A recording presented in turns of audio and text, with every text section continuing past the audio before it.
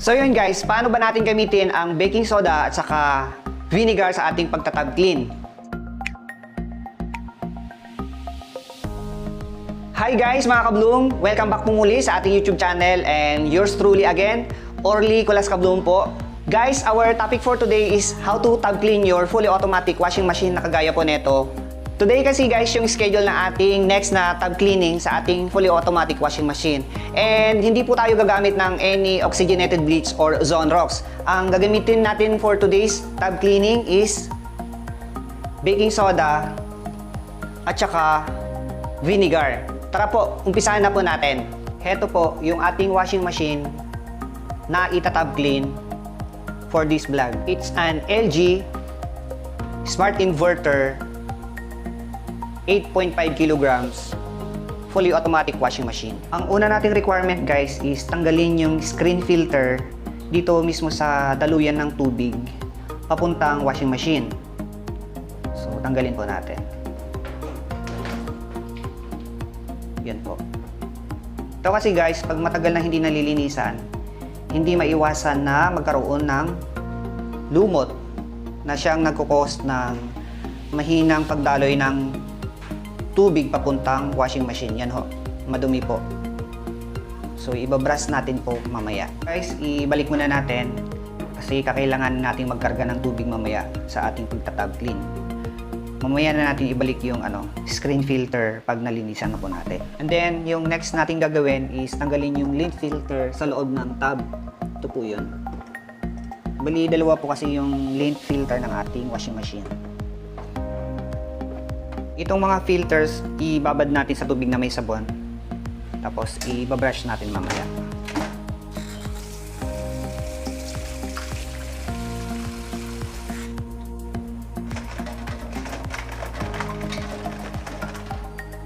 And then next, i-connect na natin yung water inlet hose dito sa faucet. And then yung drain hose, ibaba po natin para tayong maglalaba. So ito, nakapwesto na ng maayos and ready na tayong mag-tab clean. I-on na natin yung faucet. Yun guys, dito na tayo sa washing and ipa-power on na po natin.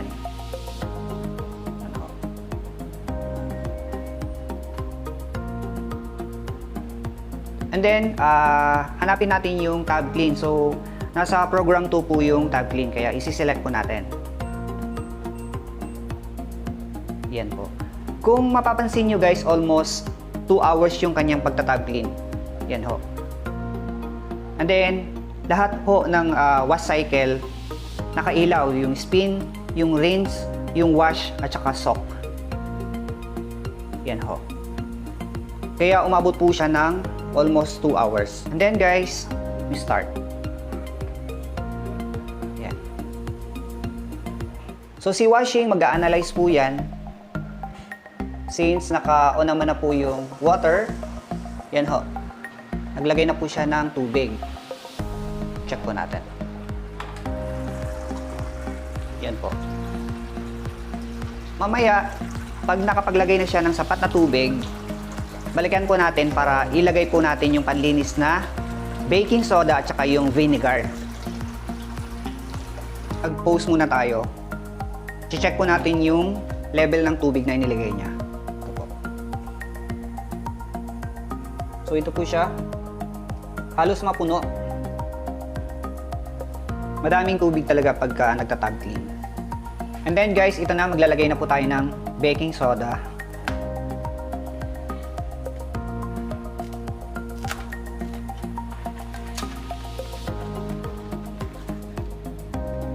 So, hindi po lahat ilalagay po natin, kalahati lang po.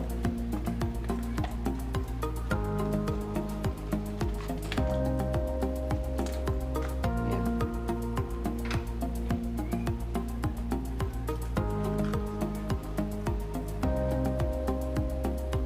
Kasi maglalagay pa tayo ng vinegar. Ito po. So, kalahati din po yung ilalagay po natin.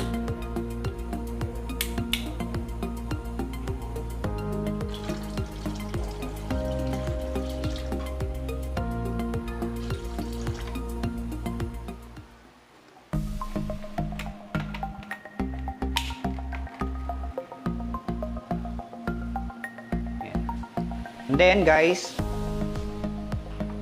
sarado po natin. Start po tayo. Mag-a-analyze yan and then itutuloy na po niya yung kanyang tab clean. Yan ho. Susunod po kasi dyan yung wash cycle, yung left and right. Yan ho. So habang nagta-tab clean yung ating washing machine, linisan na po natin yung filter. Ito po.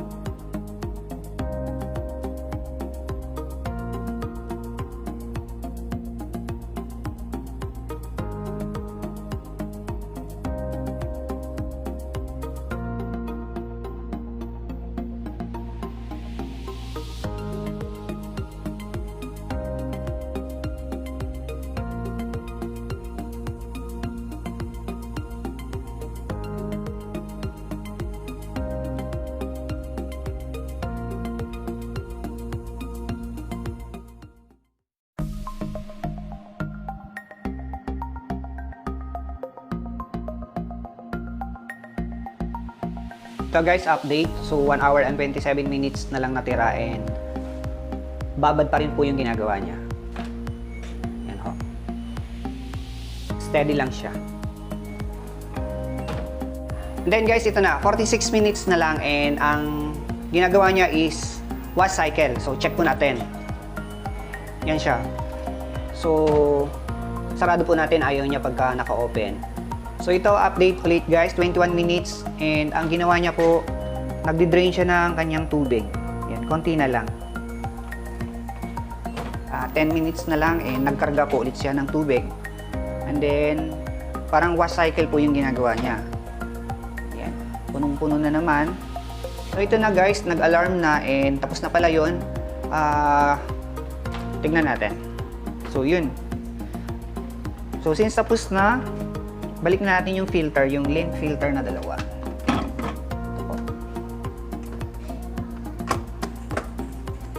Ito yung hinugasan natin kanina. Brinas natin. So, ibalik na natin yung filter niya sa daluyan ng tubig sa likod.